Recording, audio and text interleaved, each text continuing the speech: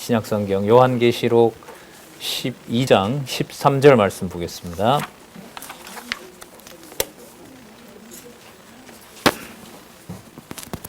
요한계시록 12장 13절 말씀 보겠습니다. 제가 봅니다. 용이 자기가 땅으로 내어 쫓긴 것을 보고 남자를 낳은 여자를 핍박하는지라. 그 여자가 큰 독수리의 두 날개를 받아 광야 자기 곳으로 날아가 거기서 그 뱀의 낯을 피하여 한때 두때 반때를 양육받음에 여자의 뒤에서 뱀이 그 입으로 물을 강같이 토하여 여자를 물에 떠내려 가게 하려 하되 땅이 여자를 도와 그 입을 벌려 용의 입에서 토한 강물을 삼키니 용이 여자에게 분노하여 돌아가서 그 여자의 남은 자손 곧 하나님의 계명을 지키며 예수의 증거를 가진 자들로 더불어 싸우려고 바다 모래 위에 섰더라. 좀 길게 봤습니다. 17절까지 읽었습니다. 우리 교재는요, 우리 성경은 개역 성경으로 보고요. 우리 참고하실 우리 교재는 성경강론 18권에 보시면 9744쪽에 12장 13절부터 3절까지 나와 있고요. 본문 해설 참조하시고 우리 화면 개론 잠시 볼까요? 이 12장에서부터 13장까지 하늘과 땅에서의 이적이 나타나는데 그 전에는 뭐가 있었냐면 7인과 7 나팔 중에 7인 이루어지고요. 그건 주로 애굽부터 시작해서 당시 로마 제국까지 관련된 사건이었죠. 그 다음에 대접 재앙이 5번째부터는 첫 번째 화가 되는 거예요. 이제 낯설은 표정들이세요. 계속 얘기할게요. 반복하다 보면 또 기억나시겠죠. 7번째 인이 이제 끝나면 이제 나팔이 시작이 되는데 나팔 중에 5번째 나팔이 바로 뭐냐 하면 예루살렘 성전이 처음으로 로마 제국에 의해서 그 제국의 마지막 이제 그 요한계시록 지금 우리가 보고 있는데 멸망하기 직전에 나타난 제국이 로마 제국이란 말이죠. 그 로마 제국이 했던 이제 가장 큰 사건은 이제 성경에서 어디에 맞추냐 하면 예수님 오시기 전에 예루살렘 성전이 로마에 의해서 짓밟혔던 적이 있어요. 그리고 예수님 예고하신 대로 예루살렘 성전이 무너지죠. 그게 AD 70년이고요. 그리고 AD 70년 25년 지나서 95년경에 요한계시록 지금 보고 있는 이걸 주시는 거예요. 그런데 지금 이게 뭐가 남아있냐 하면 바로 이 당시로 보면 유대인들이 한 사람도 예루살렘에 남지 않는 일이 생기는 거예요. 그러니까 시간으로 보면 BC 64년부터 예수님 오시기 64년부터 AD 135년이니까 몇 년 정도 되죠? 64 더하기 135년 하면 거의 한 200년 되죠. 그 200년간 동안에 이루어진 역사적 사실을 배경으로 하고 있어요. 그리고 이제 심정으로 보면 예루살렘 성전이라는 그 전무후무한 예루살렘에 있는 하나님의 궤부터 시작해서 어떤 흔적도 없어요. AD 예수님 오시기 전에 바벨론은 그래도 가지고 가서 성전을 느부갓네살이 성전 기구들을 모아 놓고 보관은 했잖아요. 근데 AD 70년은 아예 그런 게 없습니다. 그냥 다 끝이 나버린 거예요. 법궤를 에디오피아에서 가져갔다는데 보자 이러니까 안 보여주고 이러는 건데 별 의미가 없는 거죠. 예수님 돌아가실 때 그 휘장이 찢어지면서 지성소의 의미는 이제 끝이 나버렸단 말이죠. 어쨌든 그 정황 속에 우리는 지금 요한계시록을 보고 있습니다. 그리고 첫 번째, 그래서 두 번째 화가 지났고요. 이제 세 번째 화, 7번째 나팔이 불리기 전에 그게 11장에서 얘기했단 말이죠. 근데 그게 15장에 나와요. 12, 13, 14, 15, 한 4장 정도를 지금 우리가 그 사이에 있는 거예요. 그 사이에 앞으로 일어날 일의 내용들을 하늘과 땅에 어떤 일이 있었는지를 지금 보여주고 있어요. 기록하고 있어요. 근데 하늘에 어떤 일이 있었냐 하면 아담을 유혹하던 옛뱀 곧 사단이요 마귀요 이름이 다 나오죠. 그것들이 하늘에서 내어 쫓깁니다. 살 수가 없어요. 근데 땅으로 내어 쫓겼는데 땅에서 활동을 하는데 조용히 있는 게 아니라 그리스도의 몸된 교회를 성도들을 어떻게 하면 핍박하는 거죠.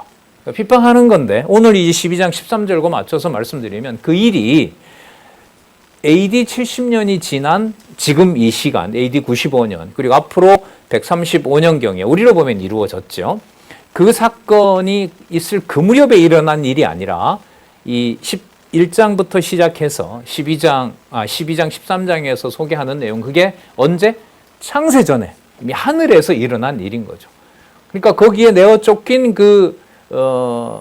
큰 짐승, 붉은 용, 그 붉은 칠두식각, 그 내어 쫓긴 사단 용, 그 다음에 귀신, 이 세력이 이미 전쟁에서 하늘에서 패한 거예요. 그러니까 전쟁에서 패한 증거가 뭐냐 하면 이 땅에 있는 교회가 핍박을 덜 받는 게 아니고 더 받아요. 그 더 받는 의미 중에 하나가 자주 반복합니다. 6장 11절에 있던 대로 그들이 이 땅에 와서 그 사단의 권세가 성도들을 핍박하면서 성도들을 죽이는 거죠. 그게 순교자가 나는 거예요. 그 순교자들의 수를 지금 채우고 있는 상황입니다. 6장 11절에 그리고 그 순교자의 수를 채운다라는 내용이 지난 시간에 보면 나왔었죠. 세상 나라가 누구의 나라? 그리스도의 나라가 돼요. 그래서 12, 13, 14, 15장까지 볼 때 성경에 지금 다 나오는데요. 사건이 있은 다음에 그 다음에 뭐가 나오냐 하면 오늘도 읽었던 말씀에 그게 나왔어요. 자, 예를 들면 17절 끝에 보면 이렇게 마무리가 되고 있는 거예요. 이게 아주 중요한 패턴이에요. 17절 중간에 보면 곧 다음에 하나님의 계명을 지키고 그럼 여러분 하나님의 계명을 지킨 자들이 언제 있었던 자들이냐 하면 아담도 하나님 계명을 지켰죠. 지켰잖아요. 복을 받고 지켰잖아요. 그럼 제가 말씀드리는 게 이때 하나님의 계명을 지켰다는 건 어디서부터 시작이 되는 거예요? 창세기. 그럼 용이 내어 쫓긴 건 언제 사건이에요? 창세전 이미 하늘 전쟁에서 패해버린 거예요. 근데 전쟁을 했는데 이긴 부분도 있었죠. 왜 이겼냐면 천사들을 유혹해서 타락시켜버렸거든. 베드로 우리 서에서 봤잖아요. 타락한 천사들을 어떻게 해놨다 그랬죠? 지금 가둬놨잖아요. 심판 때까지 가둬놨단 말이에요. 그런데 하늘에서 본다면은 사단에 의해서 천사들을 뭐 해버린 거예요? 타락시켜버린 거죠. 그래서 타락이 일어난 거예요, 그게. 자, 그러면 이 12장에서 저희들이 지금 보고 있는 이 말씀은 하나님의 계명을 지키며 또 보세요. 예수의 증거를 가진 자들. 자, 믿음은 바라는 것들의 실상이요. 또 보지 못하는 것들의 증거. 이게 그 증거거든요. 그러면 예수가 그리스도임을 증거한 자들은 예수님 오셨을 때가 아니라 이것 역시 언제부터? 창세기부터 아담은 오실 자의 표상이 아니겠어요? 그래서 요한계시록의 낱말 하나하나는 창세기부터 시작된 모든 내용들이 다 모아져 있다는 거. 그래서 창세기부터 유다서까지 논리적 연결성과 의미를 여호와 하나님과 주 예수 그리스도에다 맞추어서 구약에 나타난 사건, 그리고 이미 시작됐죠.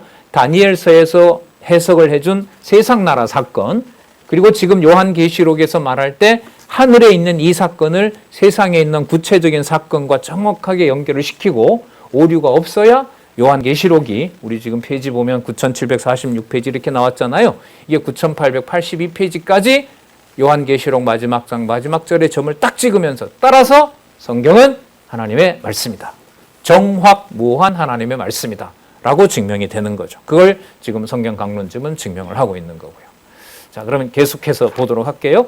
오늘 12장 13절에서부터 13장까지 보면 우리 지난번에 보면 하늘에서 나타난 이적이었습니다. 내용은 뭐냐면 하늘에 있던 그 세력이 사단이 싸움에서 패해서 내려 땅에 쫓겨났다. 자, 그 의미였어요. 그 다음에 12장 13절에서부터 13장 10절 중에 먼저 짐승이 싸움에서 뭐예요? 잘못 나온 거 아닌가 이거? 쫓겨났으니 패해야 되잖아. 제가 약간 어설픈 연극을 한 거예요. 자, 쫓겨났는데 쭉 깨어났는데 이 땅에서 짐승이 싸움에서 뭐 하는 일이 벌어져요? 승리해요. 근데 저 승리는 요한계시록 전체주 이제 승리와 저거 맞아야 되거든요. 근데 과정에 보면 누가 승리를 한다? 예. 좀 마음에 안 들어요, 저게. 저런 전 섭리가 저는 하나님 또 왜 저러시나, 이게. 예, 승리. 그러니까 저 마음에 저게 탁 와닿는 순간 여기에 성경 권위가 작동해요. 아, 성경은 누구 기분에 맞추는 게 아니구나. 예. 냉정해도 너무 냉정하죠. 예. 지금 우리 화요일 날, 우리 사무엘 날 하는데, 막 또 봐도 너무 아프고요. 어떨 때 막 사울이 불쌍하다가, 별 감정들이 다 교체합니다. 그러면서 이제 이런 데 딱 나올 때는 이게 정리가 되죠. 이런저런 감정 속에 기록한 하나님의 말씀으로 절대절리 성경은 우리의 감지정의 모든 것들을 능가함으로 성경이 절대진리구나. 이게 하나님의 말씀이구나. 자, 그래서 나중에 13장에 가면 그러죠. 666 얘기할 때 성도들에게 지혜가 필요한데 그 지혜와 총명이 있어야 좀 연결을 하면 짐승이 이 땅에 교회가 있잖아요.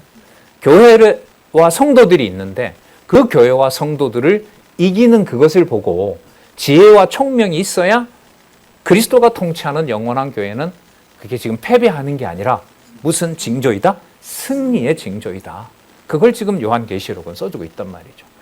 그래서 가장 중요한 증거가 따라서 70년에 예수님이 약속하신 대로 예루살렘 성전이 철저히 붕괴되고 수많은 성도들이 죽었다 하더라도 그걸 교회의 패배고 사단이 이겼다라고 그렇게 결론을 내면 안 된다. 근데 이 방법이 이러한 주권적 섭리가 받아들이기가 불가능하죠. 우리 정서로는. 논리적으로 듣는 것하고 우리 아까 연구반 시간에 믿음의 행위가 나왔잖아요. 믿음의 행위 안에 짐승이 싸움에서 승리할 때 믿음을 내가 주관한다면 내가 정리를 하면 돼요. 주머니에 있는 옛날로 말하면 그냥 필요할 때마다 꺼내서 쓰는 내 거라면 그렇게 할 수가 있어요. 그런데 믿음의 행위의 주관자는 하나님이세요. 그걸 구체적인 증거를 들라 하면 저런 일인 거죠. 그러니까 더 짐승의 싸움은 가장 큰 게 바로 유혹입니다. 유혹해서 넘어가지 않으면 짐승 권세는 물리력을 써요. 물리력을 써요. 통력을 쓰고 목숨을 앗아가고 이런 과정으로 그 모든 걸 여호와 하나님의 섭리 안에 있는 거죠. 거기서 순전하고 정직하여 악에서 떠난 욥을 사단에게 맡기듯이 이미 약속되어 있는 거죠. 자, 설명을 좀 더 할게요. 13절. 용이 자기가 땅으로 내어 쫓긴 것을 보고 자, 와서 뭘 하냐면 남자를 낳은 여자를 핍박한다. 자, 여기서 남자가 누구이고 낳은 여자는 누구인가? 자, 이게 이제 설명이 필요하죠. 이때 남자는 언약 자손 전체를 보시면 됩니다. 물론 그리스도와 관계되죠. 자, 증거를 하나 들게요. 낳는다라는 의미, 신약 성경에 사용하는 낳는다의 의미, 이 여자를 마리아로 연결하면 안 되니까요. 자, 마태복음 1장 1절. 아브라함과 다윗의 자손 예수 그리스도의 세계라. 2절. 아브라함이 이삭을 낳고, 그 낳고입니다. 거기는 아브라함이 남자잖아요. 그죠? 아브라함이 그런데 낳는 게 물리적으로는 아니잖아요. 하지만 마태복음 1장 1절은 마태복음 1장 1절에 중요한 개념이 나온다 그랬죠. 아브라함과 다윗의 자손 예수 그리스도의 세계라는 말 있죠. 세계라는 말의 구약의 어원이 어디에 나오냐면 창세기 2장 4절에 여호와 하나님께서 천지에 창조한 대략이 이러하니라. 그 대략의 헬라어의 번역이 바로 세계랍니다. 그러면 그 낱말이 히브리어로 톨레도트거든요. 그 낱말은 구약 성경에 제가 다 확인했어요. 어떨 때 나오느냐? 여호와께서 언약대로 자손을 번창시켰다는 게 나올 때 그 낱말이 나옵니다. 그럼 구약에 전부 그런 맥락에 쓰였다면 신약에서 낳고라고 할 때 헬라어로 번역된 게 게네알록이라 그래요. 게누스라 그럽니다. 뭘 낳다. 그 사용하는 낱말은 구약의 근거를 둔다면 세계라는 말이 나오면은요. 자손 언약 언약하신 대로 그대로 뭐 하셨다? 이루셨다.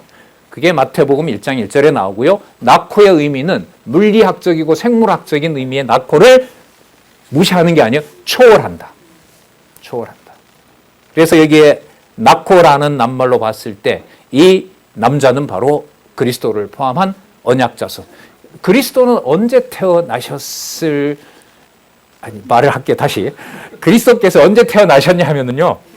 제가 안 하니까 요즘 장로님들이 강의하다 박 목사님이 그랬는 것처럼 저도 질문합니다. 이렇게 얘기하시는데 좋습니다. 저는 자, 가끔씩 묻고 하는 것도 괜찮은 것 같아요.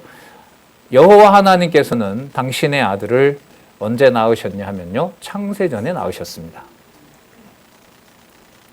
잠언 8장 22절에서부터 31절까지 낙호라는 말이 가장 많이 나옵니다. 창세전 낙호가 낙호의 기원입니다. 따라서 여호와께서 우리가 우리의 형상을 따라 사람을 짓고 그들로 하여금 만물을 다스리게 하자 하시고 남자와 여자를 만드시고 그들에게 복주어 가라사대라고 말씀하시는 창세기 1장 26절, 27절, 28절 말씀에 그 낙호는 이미 창세전에 아버지께서 그 아들을 낳으신 영원한 출생이라고 보통 얘기합니다. 다른 용어가 없기 때문에 영원한 출생 사건을 얘기를 하고 있습니다. 따라서 여기서 말하는 낳는다라는 의미의 이 남자는 근거가 어디다? 창세전. 아버지께서 당신의 언약한 아들, 내 기뻐하는 아들을 낳으신 사건과 관련이 되고요. 그 사건을 바탕으로 근거로 아담을 만들어서 그에게 만물 통치권을 준 것으로 이렇게 연결을 시키면 됩니다. 그래서 지금 이 주석을 그렇게 했죠. 거기에 여자는 12장 1절에 나온 해를 입은 한 여자인데 여호와께서 친히 남편 되시는 언약 백성을 비롯해 예루살렘에 대한 상징적 표현이다. 예루살렘을 통하여 통치가 완성이 되잖아요. 자, 거기에 이제 이방 백성들까지 들어가게 됩니다. 자, 12장 1절에 해를 입은 한 여자가 나오고 그 밑에는 뭐가 있다 그랬냐면 달이 있다고 얘기를 했어요. 여러분 해와 달과 그리고 이게 좀 별도 등장해요. 해와 달과 별이 등장하는 내용은 구약에서 자손과 관련해서는 낙호와 관련해서는 어디에 처음 나오냐면 창세기 37장에 요셉이 꿈을 꿉니다. 두 번에 걸쳐 꿈을 꾸죠. 거기에 보면 무슨 내용이 나오냐면 하늘에 있는 뭐들이 별들이 전부 뭐 한다? 나한테 절한다. 그게 우리가 잘 아시는 창세기 37장부터 시작하는 자손 언약 성취 섭리에 처음 나오는 내용이에요. 그러니까 낙호 사건에서 구약의 근거는 바로 뭐냐 하면 창세기 37장 그 앞에까지는 아브라함과 이삭을 통해서 계속 낙호 사건이 증명이 됐고요. 아까 말씀드린 톨레도트라는 말이 가장 집중이 많이 된 데가 창세기 1장에서부터 36장 사이입니다. 에서가 번성하는 것도 이 낱말을 써요. 그러니까 에손도 번성한다 그랬거든요. 그리고 또 하갈이 낳은 소생이 이스마엘의 번영을 얘기할 때 또 이 낱말을 써요. 그래서 그 낱말은 바로 이 낙호의 기원으로 언약하신 대로 뭐하는 성취하는. 자, 그럼 이게 요한계시록과는 어떤 관계가 있냐면 요한계시록에 보면 하나님께서 하늘에서 쫓겨난 용으로 하여금 이 땅에서 하나님의 자녀들이 엄청난 해를 당하게 합니다. 엄청난 해를 당하게 하고 그리스도의 본문에도 나왔죠. 그리스도를 증거하다가 죽은 자들이 죽는 것이 아니라 계시록 6장에서 본 것처럼 누구와 같이 보좌에 앉아서 통치하냐 하면 그리스도와 더불어 통치하는 거예요. 그러니까 부활 정도가 아니라 부활할 뿐만 아니라 같이 뭐도 한다? 통치도 한다는 걸 이미 확증을 해줬어요. 그렇다면 하나님의 백성이 새로 태어난다라는 의미는 이 땅에서 용에 의해서 땅으로 내어 쫓긴 용에 의해서 육신적인 목숨은 죽는 거지만 누구의 목숨으로 다시 사는 거죠? 그리스도의 생명의 말씀으로 생명의 능력으로 하늘에서 다시 사는 겁니다. 이걸 이제 오늘 부활절로 전통적으로 지키는데 이게 바로 부활의 놀라운 의미를 우리는 요한계시록에서 알 수가 있습니다. 따라서 이 땅에서 자, 이게 되는지 한번 생각을 한번 해보시자고요. 예루살렘 성전이 멸망하면서 예루살렘 성전과 함께 이 땅에서 순교당했던 수많은 예루살렘에 있는 성도들이 이 땅에서는 죽었지만 하늘에서 부활한 백성으로 원래 언약해 놓은 대로 어디에서 자손 번창이 이루어집니까? 하늘에서. 천년왕국 다음에 이제 마지막 심판까지 다 연결이 됩니다. 따라서 이 땅에 죽은 생명을 보고 지금 요한계시록은 용에게 맡겨져서 교회의 성도들이 죽었다라는 말을 하지 말라. 그들은 내가 창세전에 아들을 낳은 방식대로 이들을 내가 뭐 하겠다? 다시 어디에서 나와서 완성시킨다? 하늘에서 나와서 완성시킨다. 따라서 이 땅에 죽은 생명에 대해서 순교자들에게도 얘기하죠. 너무 슬퍼하지 마라. 내 숫자 채운다 그냥 나는. 그리고 14만 4천 이스라엘과 관련되고 허다한 무리들의 숫자들이 요한계시록 22장에 가면 성전을 얘기를 하면서 그 성전에는 14만 4천과 허다한 무리가 같이 성전을 만들어냅니다. 그러면 이 땅에 육신의 몸으로 죽은 바로 그 성도들은 어디에 있는 하나님의 백성? 하늘에 속한 하나님의 백성으로 그리스도가 요한복음도 좀 사용을 하면 내가 가서 준비하고 다시 오겠다. 그럼 뭘 하러 가신 거냐 하면 하늘에 그 지을 집을 확정을 하고 처음으로 오셔서 재림하셔서 순교자들을 먼저 챙기시고 그 다음에 천년왕국 후에 반드시 사단을 다시 놓아서 미혹하게 해서 마지막 최후 심판을 단행함으로 나중에 22장에 나오죠. 수고 없이 비용 지불하는 것 없이 원하는 자는 마음껏 마시라고 하는 바로 새하늘과 새 땅의 통치가 이루어진다고 볼 수 있습니다. 따라서 12장이 지나면 이 땅에서 성도들이 받는 환난을 우리의 어떤 감정과 우리의 기분으로 마냥 슬퍼할 수 없도록까지 경계심이라 그래야 될까요? 마냥 슬퍼할 수 없도록. 하지만 믿음을 주지 않으면 승리라는 말은 도저히 쓸 수 없도록. 그래서 그 주어가 여호와이셔야 되고 예수께서여야 되고 성령께서, 그러니까 하나님 여호와 주 예수 그리스도께서. 우리 그 두 개 붙은 그 개념 봤죠? 여호와의 그리스도의 나라. 지난번에는 하나님의 그리스도의 권세. 분리되지 않는단 말이죠. 그 권세는 패배하는 법이 없다. 자, 이렇게 틀을 가지고 우리 또 본문을 보도록 할게요. 그래서 남자를 낳은 여자를 핍박하는지라. 그 다음에 14절 그 보호받는 내용이 나옵니다.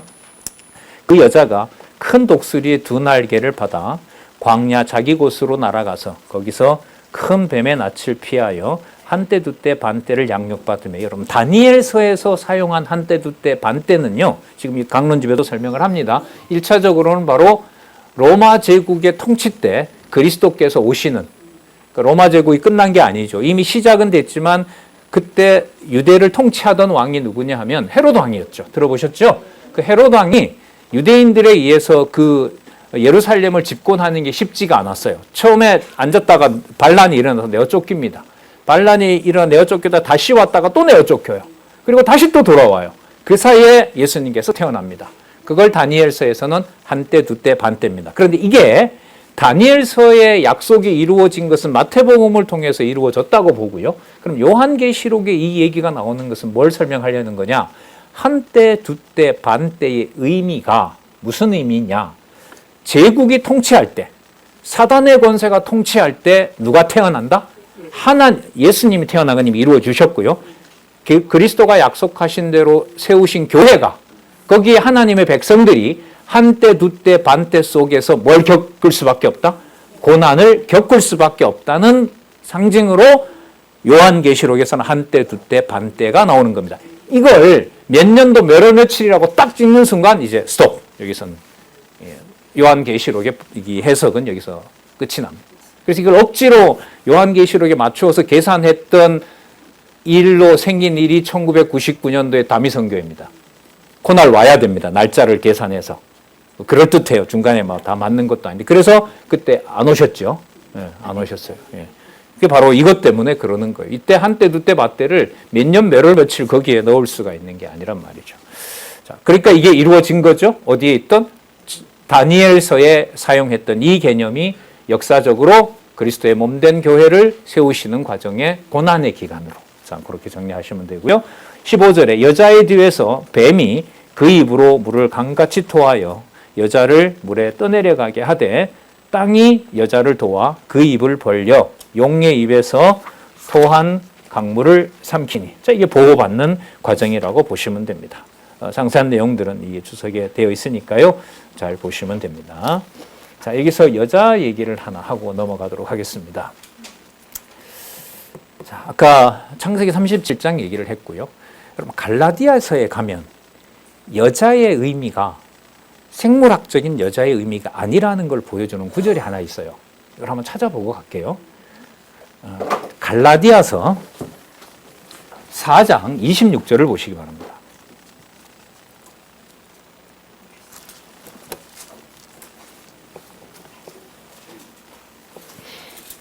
자, 갈라디아서 4장 26절. 자, 같이 한번 읽어볼까요? 27절까지. 시작. 오직 위에 있는 예루살렘은 자유하는 자니 곧 우리 어머니라. 기록된 바 잉태치 못한 자여 즐거워하라. 부로치 못한 자여 소리질러 외치라. 이는 홀로 사는 자의 자녀가 남편 있는 자의 자녀보다 많음이니라. 26절에 보시면 오직 위에 있는 예루살렘, 그 어디에 있는 예루살렘이죠? 하늘에 있는 예루살렘. 요한계시록 22장과 연결되죠? 네, 하늘에 있는 거룩한 성새 예루살렘. 자, 그런데 이게 예루살렘은 장소 의미잖아요. 장소예요. 이게 뭐가 되냐면 인칭으로 바뀝니다. 그 다음에 보시면 오직 위에 있는 예루살렘은 어떤 자다? 자유자다. 사람이 되잖아요. 사람이 돼요. 그럼 뭐와 뭐의 의미가? 자손 땅 통치라고 하는 게 하나로 묶입니다. 그래서 요한계시록에 가서 요한이 문을 열었을 때 거기에는 사람도 없고 집도 없고 건물도 없습니다. 여호와 하나님과 예수 그리스도의 영광으로 꽉 찹니다. 요한계시록 뒤에 가면. 그 다음 더 좀 충격적이죠. 오직 위에 있는 예루살렘은 자유자니 곧 누구라? 누구의 어머니? 이게 마리아랑 연결이 될까요? 전혀 안 되는 거예요. 요 표현요. 그럼 여기에 하늘에 있는 예루살렘은요. 히브리서 12장 22절에서부터 25절에 8가지 수식어가 붙어 있었고 교회를 설명하는 가장 긴 설명이 있었죠. 자, 이것도 한번 확인하도록 할게요. 히브리서 12장 22절 보겠습니다.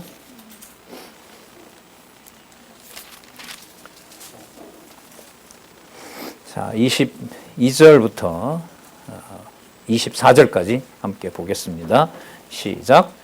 그러나 너희가 이룬 것은 시온산과 살아계신 하나님의 도성인 하늘의 예루살렘과 천만 천사와 하늘에 기록한 장자들의 총회와 교회와 만민의 심판자이신 하나님과 온전케 된 의인의 영들과 새 언약의 중보이신 예수와 아벨의 피보다 더 낫게 말하는 뿌린 피와, 자, 이게 지금 9가지거든요. 여러분, 9가지 속에 사람과 물질과 장소와 천사들, 영적인 세계까지 분리가 되어 다 묶여요? 다 묶여요. 그 의미를 이해를 할 수 있어야 여자가 아까 낳은 남자, 남자를 낳은 여자라는 것을 강론집에 있는 이 설명을 설명할 수가 있는 거예요. 제가 봤을 때는 이 저자는 이 부분에서 이걸 되게 참은 것 같아요. 왜냐하면 이걸 쓰게 되면 이거 몇 페이지 가야 되거든요. 근데 이제 성경 개론과 강론집의 목적이 이러므로 창세기 1장 1절부터 요한계시록 22장 21절까지 모든 기록된 말씀은 정황무한 하나님의 말씀이다라는 것을 증명하려는 데 있기 때문에 그 페이지를 과도하게 늘리질 않습니다.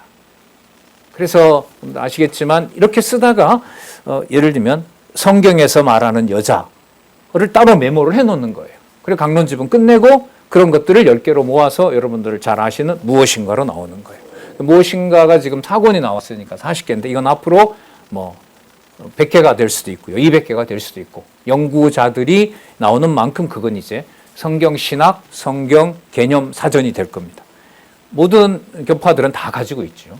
그래서 이제 그런 의미로 작업이 된다는 거 말씀드립니다. 자, 그래서 땅이 여자를 도와.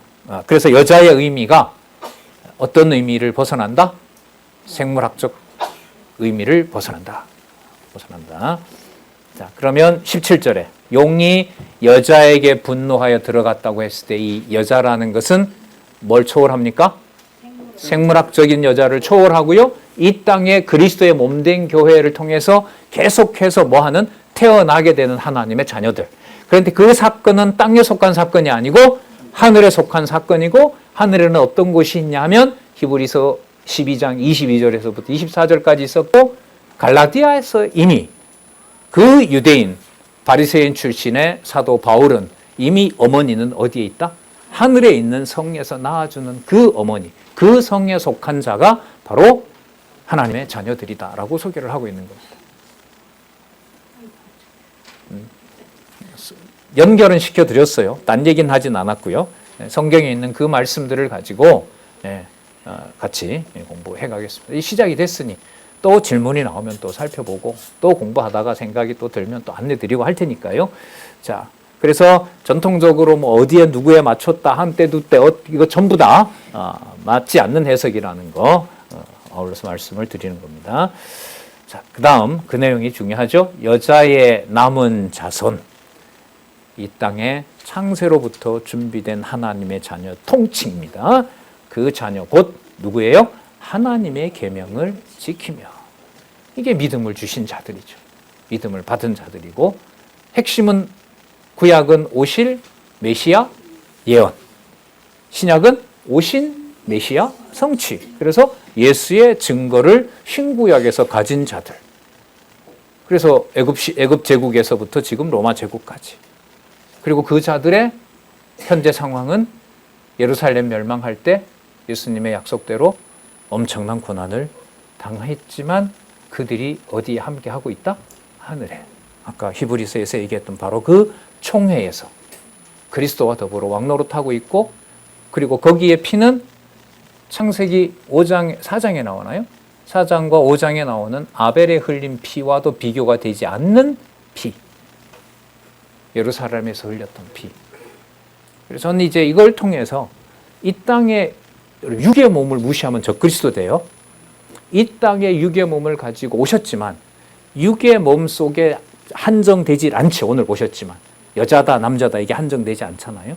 이 땅에 육의 몸으로 저는 생물학적으로 남자지만 이 땅에 남녀가 함께 그리스도의 몸된 교회를 이루는 자, 제 몸은 가정으로부터 태어났죠. 부모로부터 받은 거잖아요.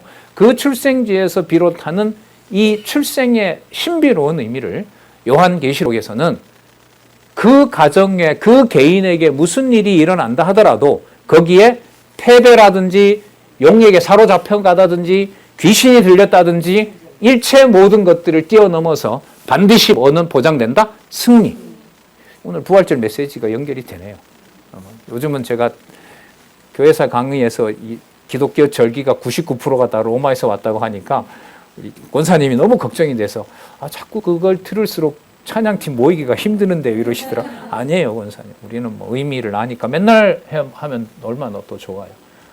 나중에 잘 또 찍어서 또 유튜브에도 올려서 같이 찬양도 하고 시골에 한두 분 그냥 아침 주일 강론 영상으로 보는 분들에게는 장안중앙교회 풀 이거 영상 이게 얼마나 중요한데요. 자, 다시 돌아와서요.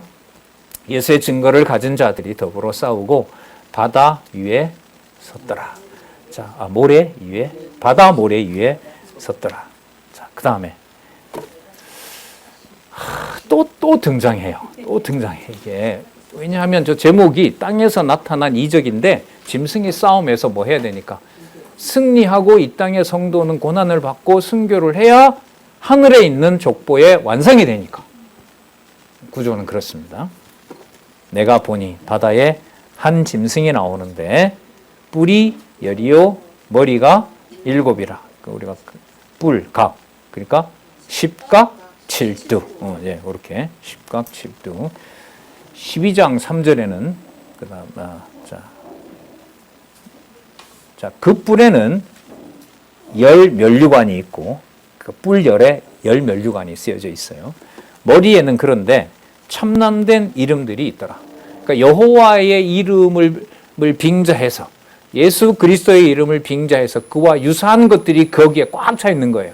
그러니까 세상으로 말하면 정치적 권력이고 권세이지만 하는 행태는 뭐와 같은 짓을 해요? 신과 같은. 그 제국의 왕들이 고대 보면 다 내가 신이다라고 얘기를 하죠.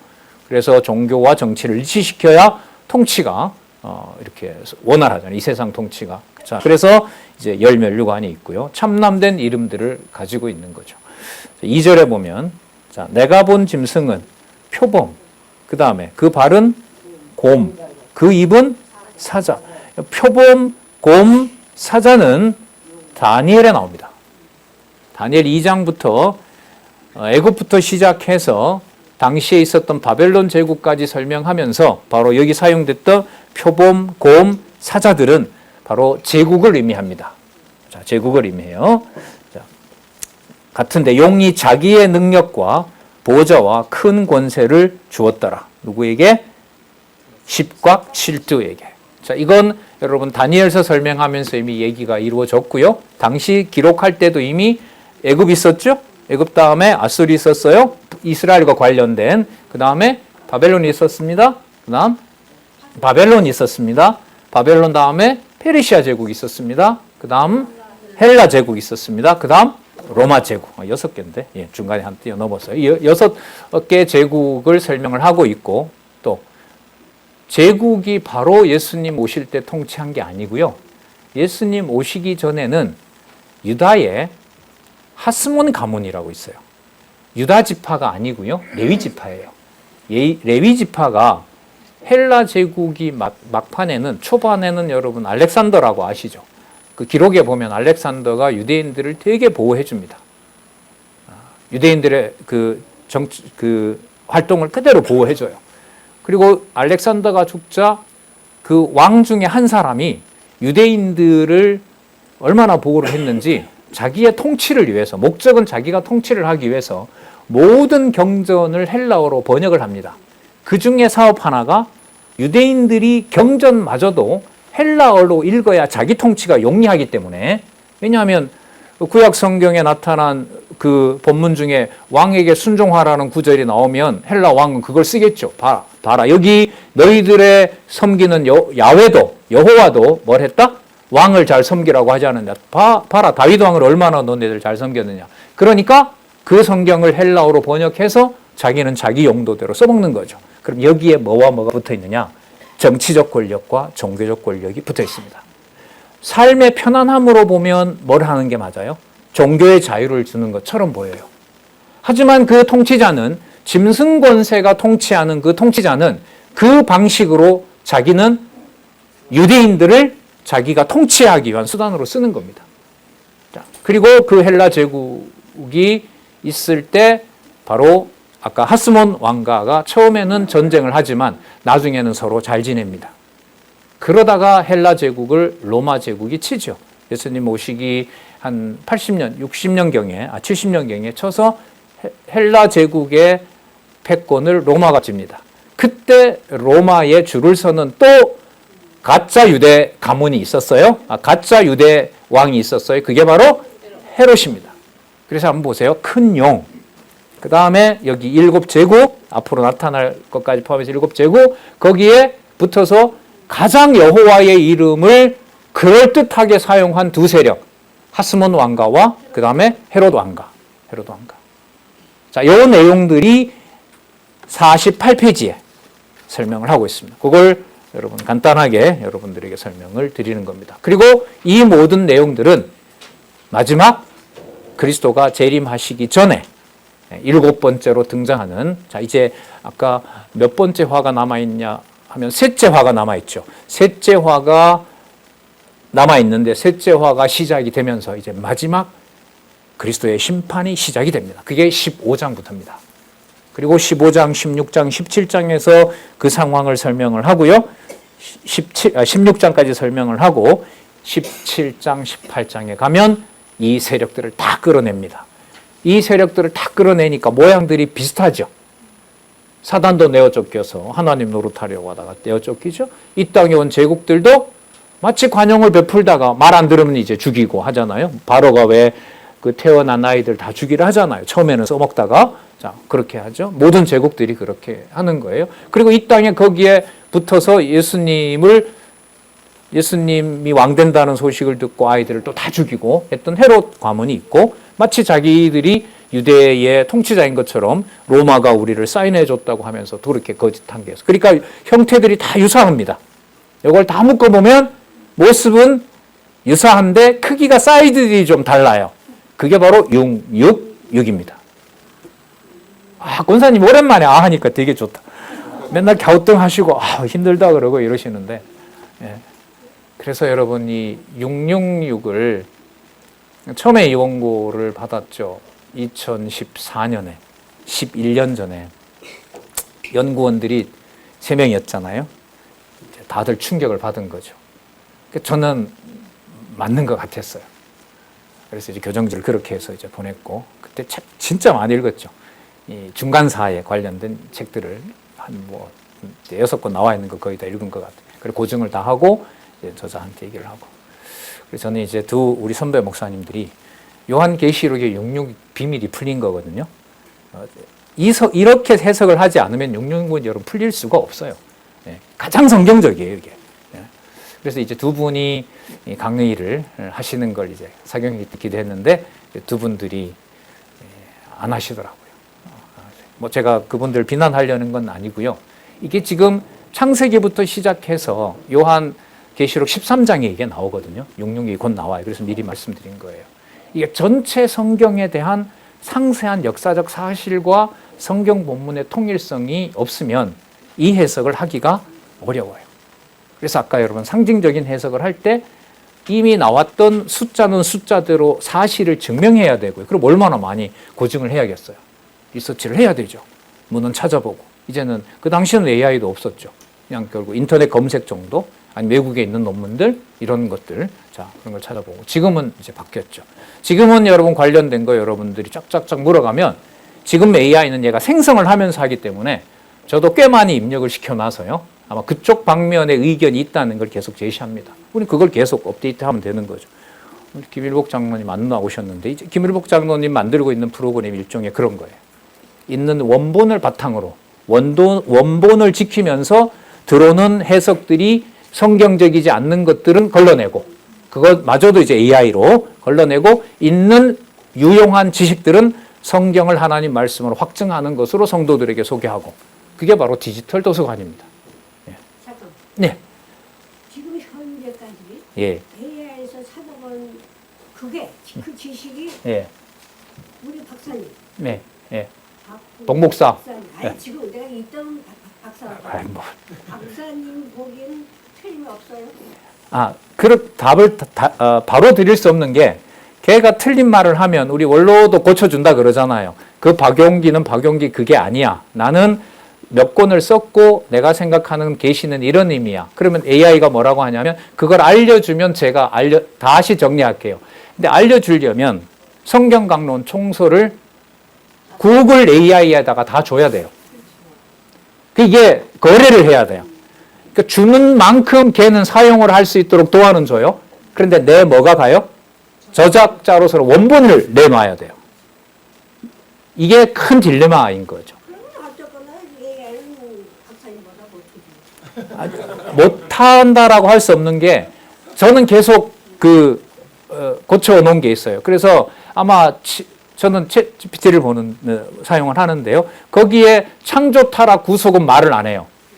창조 타락 구속이 창세기 1, 2장, 3장의 구조와 다르다. 창조가 있었고 그 다음 복을 줬고 그 다음에 타락이 있었고 회복이 있었지 않느냐. 왜? 창조는 하나님이 했고 타락은 인간이 했다라고 구조를 잡아서 얘기하냐. 그건 틀리다. 그래서 제가 이걸 계속 바로 잡았어요. 그래서 아마 그게 연동이 되어 있을 거고요. 자, 다시 돌아와서요. AI의 문제도 어쨌든 우리 시대의 성경 강론집을 통해서 성경을 하나님의 말씀으로 확증하는 도구로 쓰이게 되는 것은 잘 사용이 되느냐 아니냐는 것은 여호와 하나님께서 성령께서 그 말씀을 보존하려는 지체들, 동력자들. 그러니까 여러분 이렇게 보면 과거에 무슨 방송 후원 개념이 AI와 연관이 되면 이거는 엄청난 사건의 후원이 되는 거예요, 사실. 또 그게 시간도 후원하죠. 지금 우리 신문 여러분 아시잖아요. 전부 다 자기 재능 기부예요. 신문사 홈페이지 관리도 우리 여집사님이 하세요. 이번에 모였는데 역할 분담을 어떻게 하는지 이번에 다 들었죠. 한 사람 이제 원고 쓰고 우리 편집국장님도 원고 받고 집필들든 또 이렇게 모셔와서 아니다 싶으면 또 매정하게 다음부터 우리는 글 못 받겠습니다. 이런 역할들을 하시고요. 자, 다시 돌아오겠습니다. 뒤에 장로님 나오니까요. 이제 계속 이어갈게요. 제가 미리 얘기를 해드린 거고요. 자, 오늘 이 13장 끝에 가면 나오거든요. 그래서 강론집을 일단 좀 참조하시기 바라고요. 시간 되는 데까지 일단 보겠습니다. 자, 3절에 그의 머리 하나가 상하여 뭐 됐다? 죽게 되었다. 근데 그 죽게 되었던 상처가 나음에 온 땅이 이상히 여겼다. 자, 지금 청소연구회 하고요. 저자께서 요한계시록 지금 페이지부터요. 9747페이지 이후로 마지막 페이지까지 제가 가지고 있는 걸로 보면 한 20군데, 20군데 넘어요. 20군데 넘는데 개정 작업이 이루어졌습니다. 저도 마지막에 참여를 했고요. 그 내용들을 수정을 다 했고 그게 교정지로 인쇄가 될 거고요. 인쇄가 되고 그게 아마 강론집을 가지고 계신 분들한테 라벨로 아마 나눠질 겁니다. 그리고 구입을 하시는 분들에게는 아마 그 수정된 내용들이 거기에 이제 붙어서 이제 나가게 되거든요. 어느 시점을 제가 아까 학술원에서는 저자를 모시고 어떤 부분이 어떻게 바뀌었는지를 소개하는 시간을 가질 겁니다. 그 인쇄가 다 되면. 그래서 우리 진리의 말씀사에서 강론 시간을 못한 그렇게까지 네. 그래서 이제 그 저자인 목사님이 서두르신 것은 지금 이게 몇 장이죠? 13장이 다가오니까 그 전까지 이걸 마무리를 해야 돼요. 근데 공부하신 분들은 좀 아실 텐데요. 제가 재작년 연말에 요한계시록을 했어요. 그때 이 부분은 검토가 필요합니다라고 제가 체크를 다 했어요. 그런데 그 부분의 답을 이번에 다 해주셨더라고요. 이 역할은 누가 하셨냐면 청소연구회가 본인들이 읽었는지 재강의를 통해서 한 분이 저한테 얘기했어요. 그때 목사님도 지적을 하셨던 것처럼 의문을 가지셨던 것처럼 이 문제를 이렇게 해서 저자에게 여쭤봤습니다. 이렇게 했거든요. 어쨌든 그렇게 해서 다음 주에 저자의 이 수정 배경이라든지 개정 배경을 아마 성도님들한테 말씀을 드리는 시간이 있을 겁니다. 연구반 강의는 그대로 하고요. 요한계시록이 제 시간이니까 그때 아마 저자를 통해서 얘기를 들으실 수 있을 거예요. 그리고 모여서 공부하시는 것처럼 읽어보시고 그리고 또 토론하시고 또 같이 지켜나가는 또 저자 모시고 대화도 하고 그런 시간을 준비하도록 하겠습니다. 자, 일단은 이 부분은 이렇게 큰 틀에서 수정을 하겠습니다. 강론집에 보면은 이 부분을 어디를 적었냐 하면 헬라라는 제국에다 맞추었어요. 이게 헬라 제국이 아닙니다.